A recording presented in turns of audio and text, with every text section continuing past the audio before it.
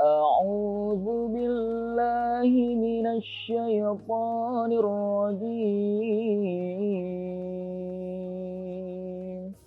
بسم الله الرحمن الرحيم.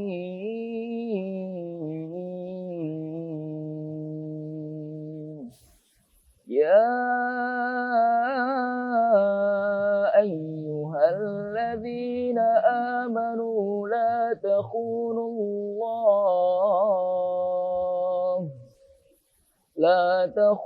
الله والرسول ولا تخونوا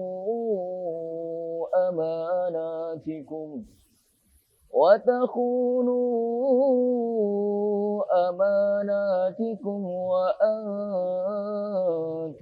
تعلمون.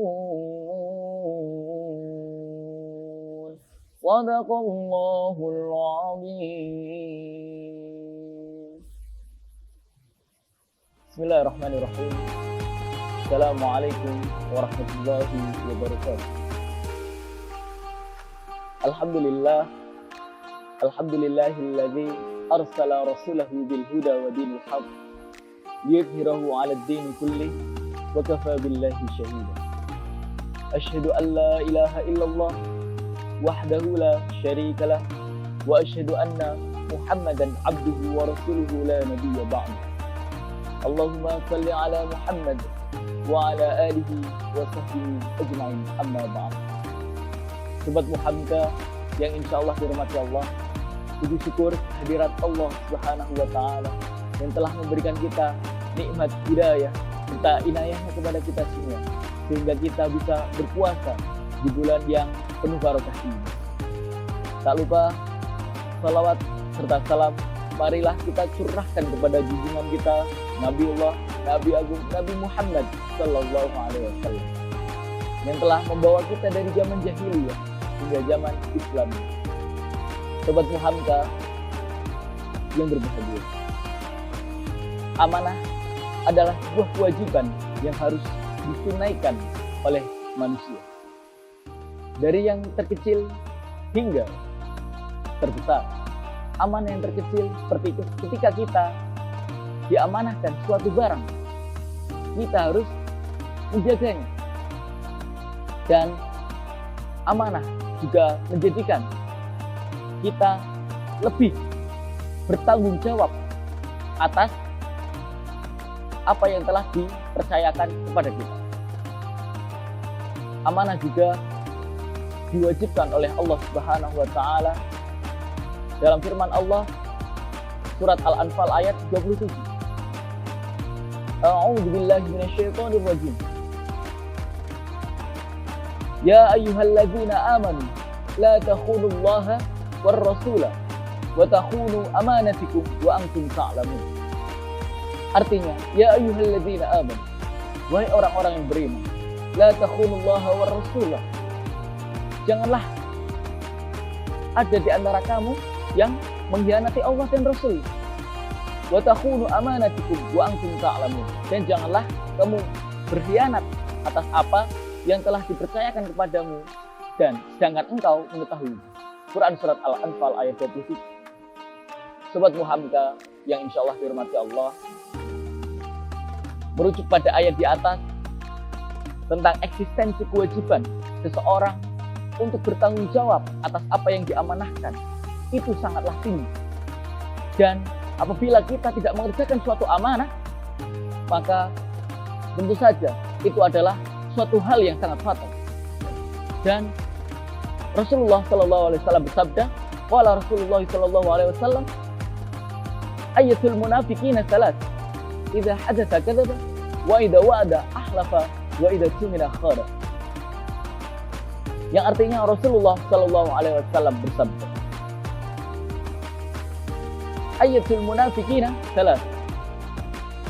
Ciri-ciri orang munafik itu ada 3. Yang pertama adalah idza hadatsa kadzaba, apabila dia berkata, ia berbohong. Wa idza wa'ada ahlafa, apabila ia berjanji, dia mengingkari. Wa idza tumina khana, dan apabila dia berkhianat, dan apabila dia dipercaya atau diamanahkan suatu, dia berkhianat.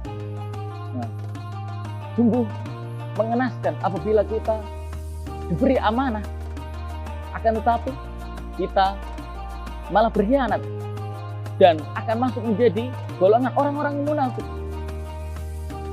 Seperti itu.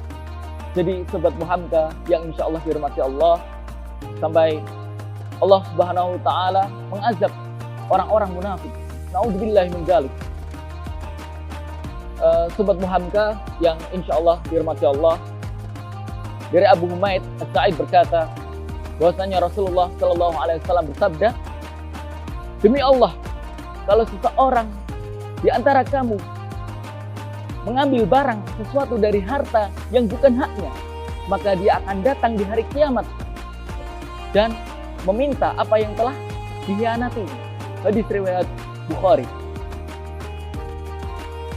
Ada suatu kisah dari sahabat Nabi Khalifah Umar bin Khattab radhiyallahu anhu, bahwasanya pada masa perang Khaybar ada sebuah kelompok yang datang kepada Rasulullah sallallahu alaihi wasallam dan berkata, si fulan telah mati syahid. Si fulan telah mati syahid. Seraya berteriak seperti itu. Kemudian hingga melewati Rasulullah, berteriak lagi, fulan telah mati syahid. Kemudian Rasulullah menyela, sekali-kali tidak. Saya melihat, Rasulullah berkata, saya melihat bahwasanya orang itu, si fulan, masuk ke dalam neraka karena sebuah jubah yang dikorupsinya. Naudzubillahi min dzalik. Maka dari itu, merujuk pada kisah yang telah saya sampaikan tadi, sungguh miris seorang muslim yang datang ke medan perang untuk jihad fi sabilillah, matinya bukan mati syahid, tetapi apa? Masuk neraka. Karena apa? Hanya sebuah jubah yang telah dikorupsi. Bagaimana kalau kita, saudara-saudara kita, lantas bagaimana melihat ya, hak-hak yang diambil bukan haknya? Sungguh miris, sahabat Muhammad. Maka dari itu pentingnya kita selalu menjaga amanah yang telah dipercayakan oleh orang di sekitar kita. Dan satu hal lagi, sobat Muhammad yang insya Allah dirahmati Allah, mengemban amanah itu sangatlah berat. Tetapi ada yang lebih berat daripada amanah. Ketika kita tidak dipercayai oleh orang sekitar kita dan orang sekitar kita tidak enggan memberi amanah kepada kita. Maka dari itu pentingnya kita selalu menjaga amanah yang diamanahkan oleh seseorang. Sekian kultum yang dapat saya sampaikan. Kurang dan lebihnya saya mohon maaf. Nun wal qalam yawma yasturun. Fastabiqul khairat wa afa minkum ila liqa'i. Assalamualaikum warahmatullahi wabarakatuh.